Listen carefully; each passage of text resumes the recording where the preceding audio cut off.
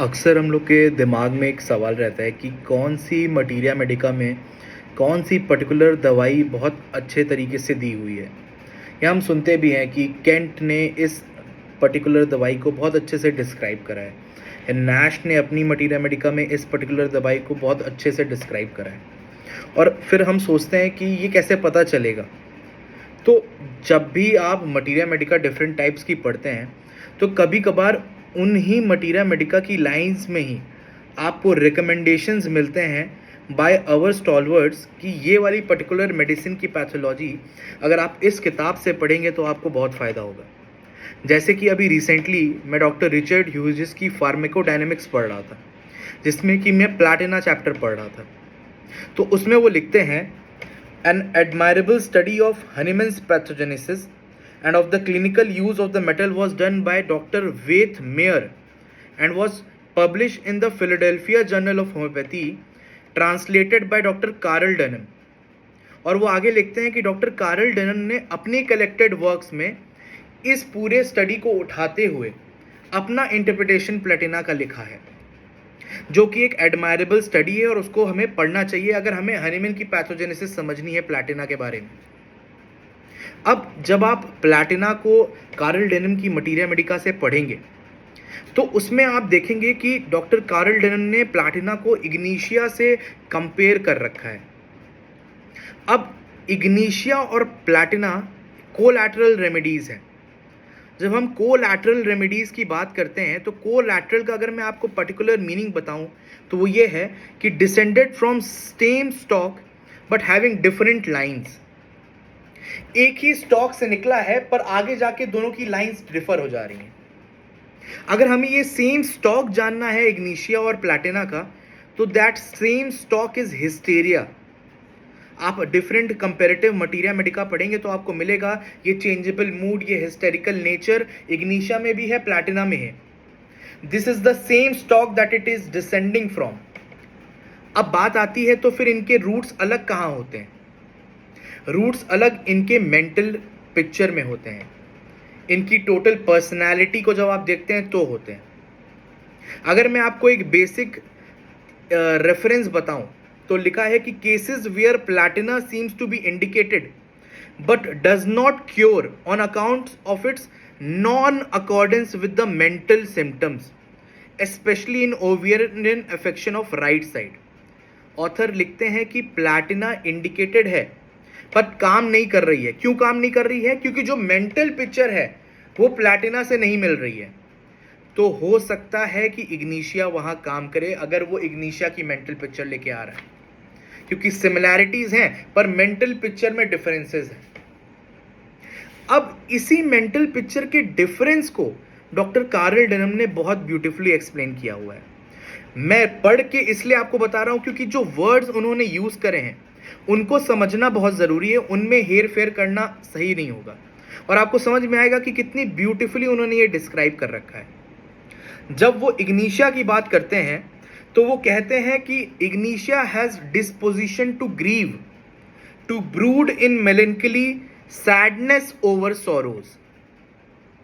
एक grief, brooding nature, जो भी वेक्सेशन या सोरोफुल इवेंट लाइफ में आया उससे एक ग्रीफ की सिचुएशन आई, एक सैडनेस पनपी, एक इनर ब्रूडिंग चालू हो गई।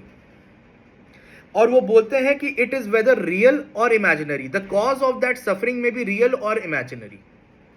यहीं पर वो प्लैटिना के लिए बोलते हैं कि platina mind rises in defiant and distorted superiority over the causes of vexation and सोरो।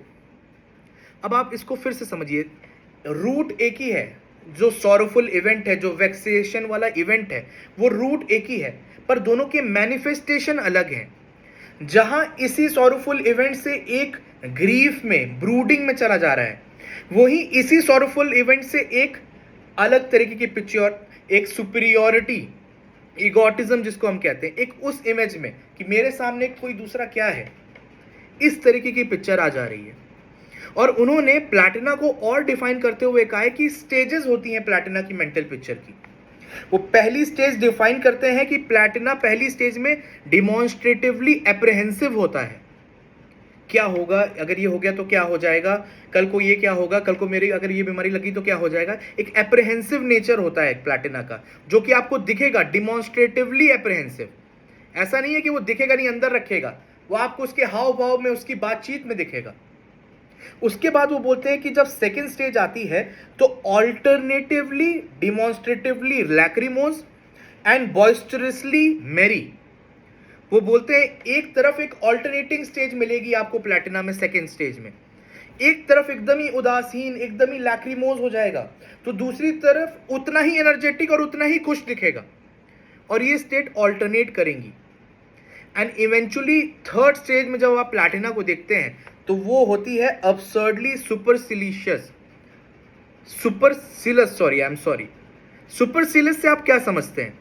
सुपरसिलियस का मतलब होता है बिहेविंग और looking as though one thinks one is superior to others, जो कि आप प्लैटिना की थीम पढ़ते चले आए हैं कि मेरे सामने कौन है, ये सब छोटे हैं।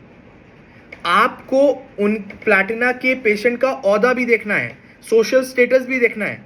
होगा वो एक रिक्शा वाला ही चाहे, होगा वो एक लोअर सोशियो इकोनॉमिक स्टेटस का ही, पर ही विल फील लाइक कि he is bigger and no one is of that stature in front of him.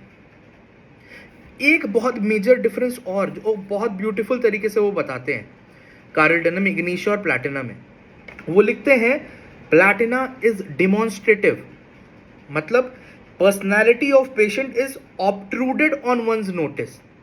मतलब प्लैटिना के पेशेंट की पर्सनैलिटी आपके ऊपर दबाव डालेगी, दिखेगी आपके ऊपर, डिमॉन्स्ट्रेटिव होगी, आपको नजर में आएगी। यहीं पर इग्निशिया की जब हम बात करते हैं, वो कहते हैं ignatia is undemonstrative, his sufferings and perversions are not obtruded to one's notice, means it is not noticeable to one's notice, the kind of silent grief that we talk about in Ignatia। तो इस तरीके से Karl denim अपनी materia Medica में बहुत ही beautifully Ignatia और प्लैटिना को differentiate करते हैं, और वो कहते हैं कि दे आर कोलैटरल्स, एक ही स्टॉक से हैं पर different manifestation, different mental picture मिल रही है। हिस्टेरिकल केस मिले, आपको मेंटल पिक्चर डिसाइड करेगी कि इट इज इग्निशिया और वेदर इट इज प्लैटिना।